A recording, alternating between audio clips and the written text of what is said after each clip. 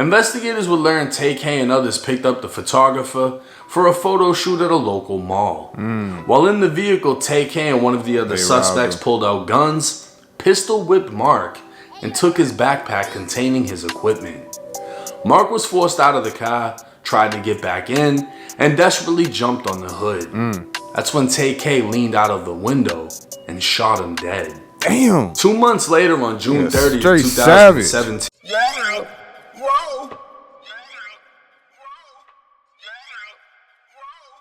When it comes to crash outs, few can compare to the one and only Tay-K, who not only crashed the goat, he did the race.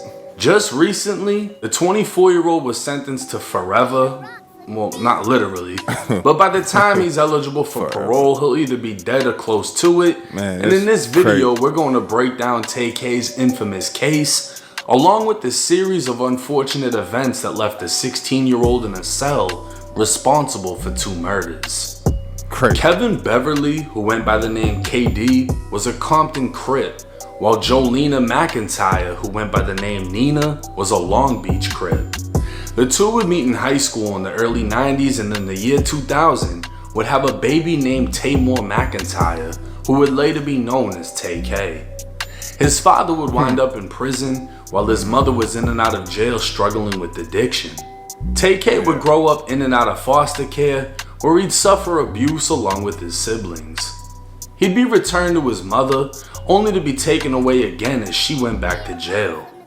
This cycle would continue as Tay-K moved from Long Beach, California to Las Vegas, Nevada. His mother would be arrested again, finding herself in a new jail, while Tay-K in a new home.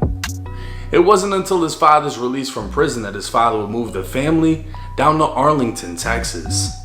Reunited with his father and relocated to a more suburban environment, you'd think Tay-K would finally have a chance to thrive now that his family was back together. But by now, Tay-K was claiming his mother's set, Baby Insane Crip. Tay-K wasn't old enough to have been put onto the set in Long Beach, meaning he wasn't officially jumped in. But who could tell Tay-K he wasn't official? He came from a Crip family, with both parents still actively banging. In Texas, Tay-K would take up an interest in music before finding himself wanting to become a rapper. Tay-K would become a member of Daytona Boys, a rap group with his 2 friends, Eric Johnson, who went by the name Santana Sage, and Jalen Bell, who went by the name Pimpies. Building up a local fan base, things took a turn for the Daytona Boys in 2016. 20-year-old Sarah was the designated driver for her friends on New Year's Eve. She attended the University of North Texas and was enrolled in the radio, television, and film program. Pulling up to a stoplight, another vehicle pulled up alongside hers. The other vehicle contained multiple males who began making derogatory comments to Sarah and the other females in her vehicle. A male in Sarah's car defended the females, and that's when gunshots rang out. Sarah was shot in the head, lost control of the vehicle, and hit another car before crashing into a pole. Tay-K, who was only 15 years old at the time, was later identified as being in the suspect vehicle. Whoa. This would be the... Hold on. I ain't know about that one. That's crazy. Damn. Yeah, I didn't know about that one. And I'm trying to figure out, was that the main... Now I'm trying to see if that was the main murder he was doing a race for. Because I thought it was like some real street involved type, you know what I'm saying? On foe, like... I ain't know it was that, like it was a random, like, you know what I'm saying, incident like that. That's crazy on folk. Oh, that's goofy. first murder he'd be connected to, but he'd never face charges. Oh, see? Instead, a 21-year-old Marine named Eric Johnson was taken into custody at his base and later arrested for killing Sarah. Damn, he went down for it. Tragic. That's crazy. There are so many things Clay and Gloria Muchlechner could talk about right now. Couldn't go to sleep. All I could think about Gloria was got her. arrested in the military. That's just crazy. Horrible thing that happened to her. She did not deserve this. But they say Sarah would want them to smile. Hers was infectious. Yeah, that's crazy. She's never met a stranger. She was always nice to people. She would talk with them. just like her grandpa Blas. And no matter what, think of what they had, not what they lost. We're all going to miss her. And some people don't get to have their kids 20 years, so we have to be blessed with what we've had with her, time spent. Jurors found Eric Johnson guilty of shooting Sarah Muschleckner on New Year's Day back in 2016. Years. The Denton County District Attorney confirmed on Twitter that Johnson will be eligible for parole based on the sentence after serving 22 years of the 44 I mentioned. The jury could have sent him to prison for life. Yeah. 6 months later, Tay-K would make a decision that would forever alter his life. 17-year-old Zachary Bello and 21-year-old Ethan Walker were roommates in Mansfield, Texas. Zach's girlfriend believed the two were selling drugs and decided to plan a robbery on her own boyfriend. Word would get to 16-year-old Tay-K, who then recruited a team to get the job done. Damn. 3 girls went to the house, all aware of what was about to happen. As they spent time with the 2 roommates, they unlocked the doors to the house and the 4 robbers let themselves in. Over the next few minutes, Zach would be hit in the head with brass knuckles and shot in the shoulder, while Ethan was shot in the chest and left on the ground, gasping for air. Damn. Ethan would later die, and Zach knew he was set up by the girls because when the robbers walked in, the girls just got up and walked out, not even acting scared or surprised. Bruh. And the crazy thing is they do the same shit to this day, bruh. Every setup, they move on that goofy type of time. You already know they be involved in it. You know what I'm saying? They show no like real urgency of, oh my, like, you know what I'm saying? It's a robbery. Nah, they just casually or just try to escape the scene. And it's crazy because, like, again, your actions always gonna give you away. And they don't ever seem to realize to play the part. You get what I'm saying? Like, act scared or act. Nah, they'll just get up, walk off, like, you know what I'm saying? It's a normal day, knowing what's about to happen. That's in they mind. It's like, keep calm so we don't seem like we are, you know, so they don't seem, you know, like the outcast. But in reality, them not acting in no sense of urgency of like they didn't know what was going on is the reason they get caught in the first place. Goofy on folks. But nobody planned for a double shooting or for Ethan to die. Of course, y'all don't Police never would plan. quickly identify everyone involved, with Tay-K being arrested at only 16 for participating in the home invasion robbery turned murder. That's crazy. Released on house arrest, Tay-K would cut off his ankle monitor and go on the run. A month later, 23-year-old Mark Saldivar was shot and killed in a Chick-fil-A parking lot. New on the night beat, one man found dead in the middle of a parking lot of a North Side fast food restaurant following a shooting. As Pilar Arias reports tonight, police say the car the victim was riding in may also be the same vehicle the suspects took off in. So they robbed the parking lot of a Chick-fil-A turned crime scene.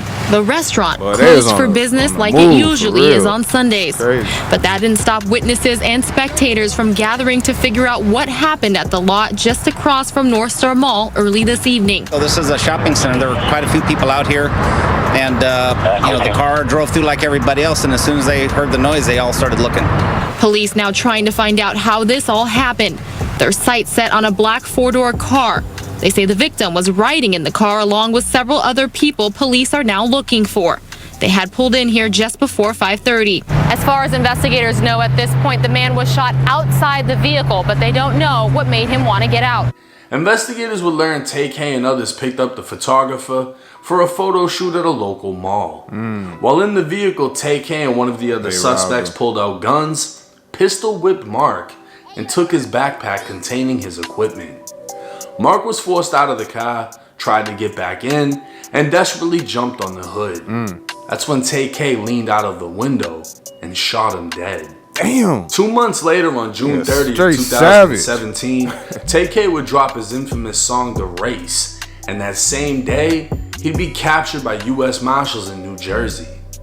Tay-K was now viral after dropping a song describing killing and being on the run, and going as far as showing his own wanted poster. The song will reach number 44 on the Hot 100 Billboard chart and currently sits at 251 million views on YouTube. But Tay-K would never get to perform his hit song or experience anything from it. He'd only hear about it through jail calls and jail visits. Oh, that's crazy. Tay-K would eventually be found guilty for his role in the home invasion murder of Ethan Walker. He looked like, while he wasn't the shooter, the fact that he recruited the shooter would leave him with a 55-year prison sentence. Fast forward to 2025, dang, he Tay-K would be changing by the sentenced to an time. additional 80 years in prison for shooting and killing Mark. Your punishment is to be assessed at 80 years in the prison. I don't know where your mom is. Don't know where your father is. I know that you had a rough childhood. And I do know that these offenses occurred when you were very young. And I do realize that while this is a lot of time, and I tell people all the time, any time that you do in custody is a lot of time. But by that same token, you're still alive. And what the state has said is true. You're still alive. You can still better yourself. If you end up in prison for the rest of your life, you're still alive. You still can improve yourself. Your family can still visit you. But the complainant in this case is deceased. 24-year-old Tay-K has been sentenced to a total of 135 years in Texas State Prison. His sentencing will be run concurrent, meaning his 55-year sentence has pretty much been overruled by his 80-year sentence. Under Texas law, he'll be eligible for parole in his 60s. Things have already been rough for him, judging by the scar on the side of his neck that appears to be a slash from a razor. While his crimes can't be minimized, his life must be analyzed. Tay-K was born to two gangbanging parents, raised in and out of foster care, and became a product of his parental influence. Had no chance, bro. At only 16, far from mentally developed, he made choices that have essentially ended his ability to experience a life in freedom. He's been deemed a threat to society, and now knowing his childhood, it can be determined he really never had a chance to live peacefully in society. One can only hope he finds peace in prison, learns from his mistakes, asks forgiveness from his victims' families, and lives long enough to make parole. This is the reality of being a crash out, and he is a living example of what any teen could be if you're following down a similar path. Now, as sad as Tay-K's case is, it's even sadder what happened to Sarah, Zach, Ethan, Mark. You know what I mean? It's crazy. And when you hear what happened to them, you really lose any sympathy for him. Yeah, I ain't know about all that other shit. This was a 16-year-old who was doomed from the start, that grew up to two gangbanging parents that didn't do shit for him, didn't provide anything for him. And then, they tried to get their shit together. They tried to, testify on his behalf, and it's done nothing for him. He was failed by his parents, 100%. And then he also failed himself. And he's only 24 years old, and he has all this time. 55 years in one case, 80 years in another case. He's not even 25. I'll be honest with you, I'd be surprised if he doesn't, Not a lot of people can sit there and do all that time and live a life knowing that there's not much to look forward to. Right. Prison is a repetitive place where the same thing happens every single day. You're only gonna want to do so many seasons of that shit, before you just give up on everything. There's no happiness. There's no woman by your side with a marriage. There's no, you got men by your side and shit, but that ain't life. We aren't meant to be in prison. No cap. He makes it to his parole date, then what? He's 60-something years old. Life over. The only thing that Tay-K can do for people is be an example of what not to be, and be an example of what's to come if you're living like him. You want to go viral and post guns and show your wanted picture and this and that and be involved with fucking retarded people that do stupid shit that eventually leads to someone's death, then you end up like that. Or his friends that are doing 40 years, 20 years, 15 years, all of them got smoked. Every single person associated with him got smoked. All of them are in prison doing mad time. Even the girls that set up That's the how robbery. it be though, you know So what I'm it's saying? like shit don't last, I'm telling you. as sad as it is to say, there are people put on this earth, karma, that you have to use as examples as what not to be. And Tay-K is one of them. I don't want to paint him as a monster, which is why I wanted to break down his childhood and the things that have caused him to be the way that he is, and maybe he is no longer that way inside of prison. But by the time you end up in there with having to do forever, you really got to be that person in there, because now you're in the most violent society. That's why you've been excluded from this one, the free one. But hey, let me know y'all thoughts and comments in the comment section. It's 1090 Jake. I'm rocking with y'all rocking with me. Till next time. Yeah, that shit crazy on folk. Tay-K was really the first YN, if you want to keep it a buck, for real. He was really the first YN, you know what I'm saying? Nobody was moving how he was.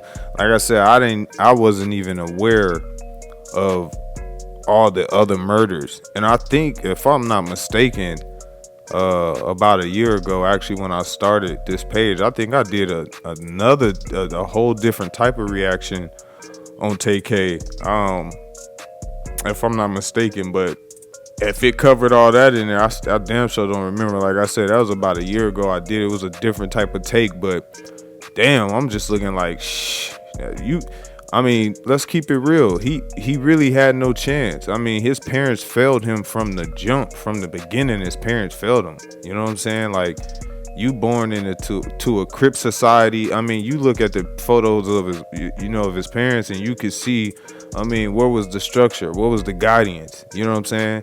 It's like, yeah, you can't blame him.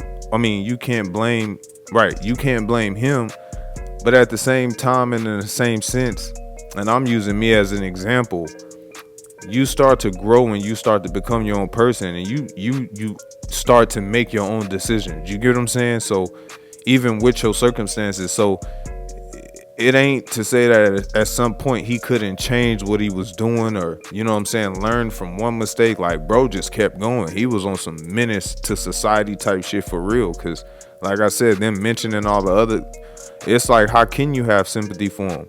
I thought bro hit one, you know what I'm saying, street, you know what I'm saying, situation, and made a song about it, got famous, got locked up type shit. I ain't know he was over here. And like I said, it seemed like I'm almost recalling like I did, I don't know, but yeah, this shit crazy, I ain't gonna lie. Like, bro was doomed from the jump, you know what I'm saying? And like you said, all his friends is gone. I mean, look at it, it's a revolving door, it's karma, you know what I'm saying? You can't be putting out that heat in the streets and thinking it's not gonna come back to you in no way, shape, or form.